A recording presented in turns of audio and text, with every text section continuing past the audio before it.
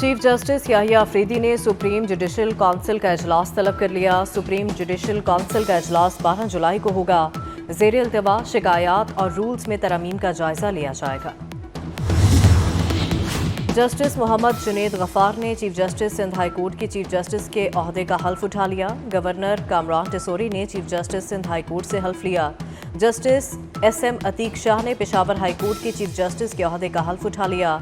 तकरीब में जजेस साहिबान और सीनियर वकला की बड़ी तादाद शरीक हुई।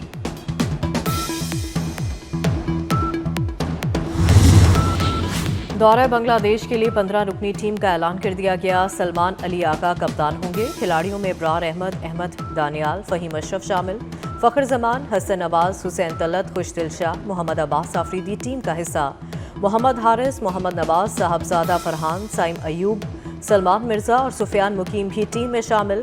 दौरा वेस्ट इंडीज के लिए टीम का ऐलान चंद रोज में किया जाएगा। इसराइल ने गजा के ज़ेरे कब्जा 75% इलाके खाली करने पर आमादगी जाहिर कर दी। इसराइली वज़ीर दिफा इसराइल कार्ड्स का कहना है गजा के ज़ेरे कब्जा दीगर 25% इलाके में जंग जारी रखना गैर ज़रूरी होगा। गजा के बकिया 25% इलाके में जंग जारी रखने से यरगमालियों को गैर ज़रूरी खतरा दरपेश होगा। कल के बाद गजा हमास के बगैर होगा। आने वाले दिनों में हमास के साथ एक 60 दिन की जंगबंदी पर इतफाक मुमकिन नहीं, जिसके तहत 10 यरगमालियों की रिहाई और हलाक यरगमालियों में से निस्फ की मैयतों की वापसी शामिल हो सकती है।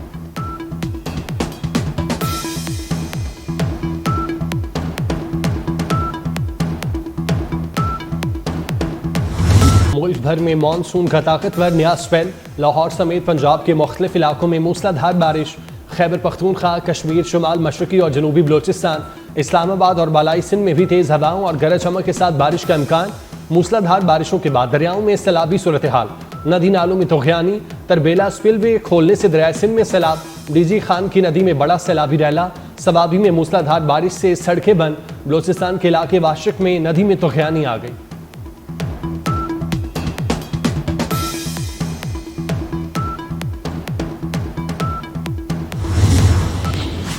मुल्क भर में 10 जुलाई तक शदीद बारिशों की पेशगोई। वज़ीर आज़म शहबाज शरीफ ने NDMA और इंतजामिया को हाई अलर्ट कर दिया।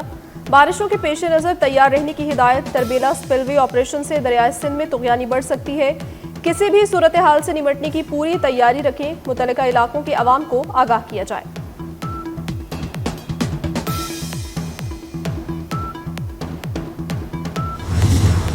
जस्टिस मोहम्मद जुनेद गफ्फार ने chief justice Sindh high court के ओहदे का हल्फ उठा लिया। गवर्नर कामरान टेसोरी ने chief justice Sindh high court से हल्फ लिया।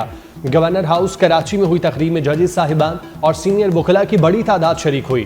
तकरीब हलफ बर्दारी में वज़ीर आला सिंध मुराद अली शाह की शिरकत। तकरीब हलफ बर्दारी उस जगह हुई जहां बानी पाकिस्तान कायद आज़म ने बतौर गवर्नर जनरल हलफ लिया था।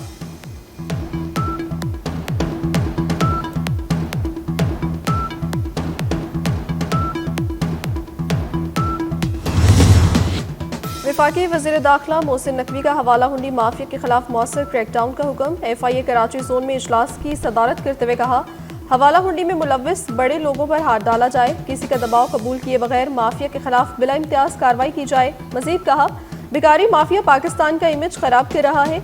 बिला इम्तियाज एक्शन नजर आना चाहिए। बिगारियों को बैरून मुल्क भिजवाने वाले एजेंट माफिया की सरकूबी की भी हिदायत।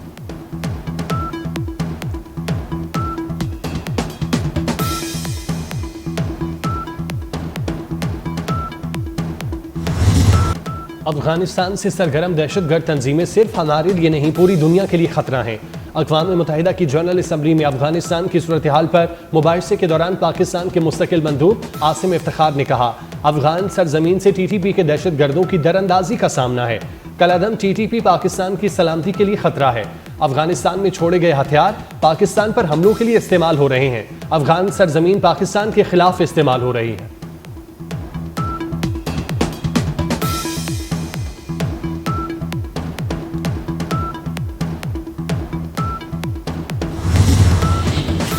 पेशावर के इलाके कोची बाजार में घर में आग लग गई। आतिश ज़दगी से 2 खवातीन समेत 4 अफराद झुलस कर जाँ बहक हो गए। इमदादी कार्रवाइयों के दौरान रेस्क्यू डबल 1 डबल 2 के 2 फायर फाइटर्स की हालत गैर हो गई। कश्मीर की जिद्दोजहद आज़ादी में नई रूह फूंकने वाले हुर्रियत कमांडर बुरहान मुजफ्फर बानी का 9वां यौम शहादत आज मनाया जा रहा है। शहदाए कश्मीर को खिराज अकीदत पेश करने के लिए तकरीबात, जुलूस और रैलियां निकाली जाएंगी। भारत में मोदी सरकार ने जमहूरियत का लबादा ओढ़कर इंतखाबी निज़ाम को अपने ज़ाती मफाद का अलाकार बना लिया। मोदी का बिहार इलेक्शन से पहले नया वेंतरा, वोटर रजिस्ट्रेशन पॉलिसी अजाब बन गई।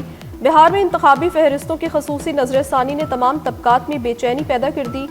दी इंडियन एक्सप्रेस की रिपोर्ट के मुताबिक बिहार के रिहायशियों को वोटर रजिस्ट्रेशन के लिए इजाफी दस्तावेजात की शर्त पर शदीद परेशानी का सामना करना पड़ा। नई वोटर रजिस्ट्रेशन पॉलिसी ने आला ज़ात के हिंदुओं को भी गहरे इंतजामी जाल में उलझा दिया।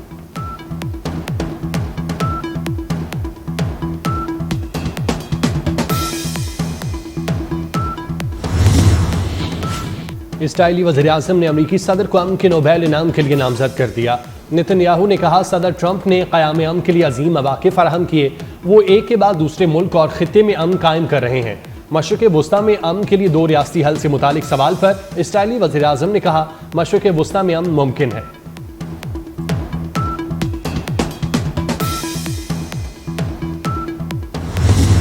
अमरीकी सदर का जापान समेत मजीद कई ममालिक पर टैरिफ लगाने का ऐलान। तजारती टैक्सों से मुतालिक खतूत भी सोशल मीडिया पर पोस्ट करना शुरू कर दिए। सदर डोनाल्ड ट्रंप का कहना है, 1 अगस्त से जापान और जनूबी कोरिया से आने वाली अशिया पर 25%, ट्यूनिस 25%, इंडोनेशिया 32%, बोस्निया 30% और बांग्लादेश पर 35% टैरिफ लगेगा।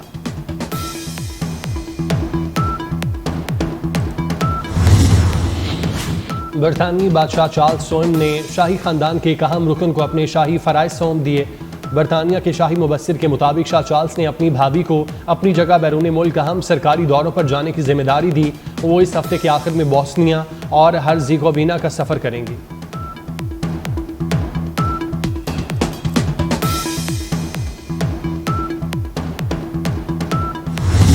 खिदमत इंसानियत में कमाल, दुनिया के लिए एक बेहतरीन मिसाल। बाबाए खिदमत अब्दुल सत्तार एधी की नवी बरसी आज मनाई जा रही है।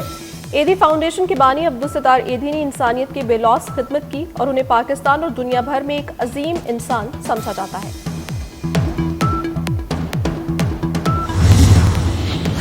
बरतानवी बादशाह चार्ल्स सोम ने शाही खानदान के एक अहम रुकन को अपने शाही फ़राइज़ सौंप दिए।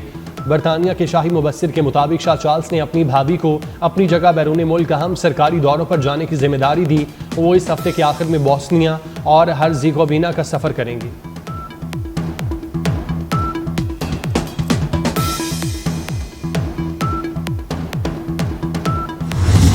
खिदमत इंसानियत में कमाल, दुनिया के लिए एक बेहतरीन मिसाल। बाबाए खिदमत अब्दुल सत्तार एधी की नवी बरसी आज मनाई जा रही है।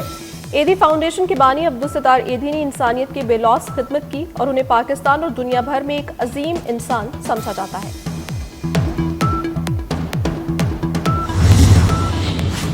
और अमरीकी सदर की इसराइली वज़ीर-ए-आज़म से मुलाकात में गजा जंगबंदी और 2 रियासती हल से मुतालिक कोई ऐलान ना हो सका। व्हाइट हाउस में इशाइये के दौरान डोनाल्ड ट्रंप का कहना था, 2 रियासती हल से मुतालिक सवाल का जवाब नेतन्याहू बेहतर दे सकते हैं। इसराइली वज़ीर-ए-आज़म ने कहा, सिर्फ इन फ़लस्तीनियों की हुकूमत चाहते हैं जिनसे इसराइल को कोई ख़तरा ना हो। ऐसी कोई रियासत कबूल नहीं जो इसराइल की तबाही का प्लेटफॉर्म बन सकती हो। अमरीकी सदर ने मज़ीद कहा, कई जंगें रोकी, पाक भारत जंग तजारत से रोकी, दुरुस्त वक्त पर ईरान से पाबंदियां उठाएंगे। उम्मीद है ईरान पर एक और हमले की नौबत नहीं आएगी। अमरीकी सदर ने यूक्रेन को मज़ीद हथियार बेचने का ऐलान कर दिया।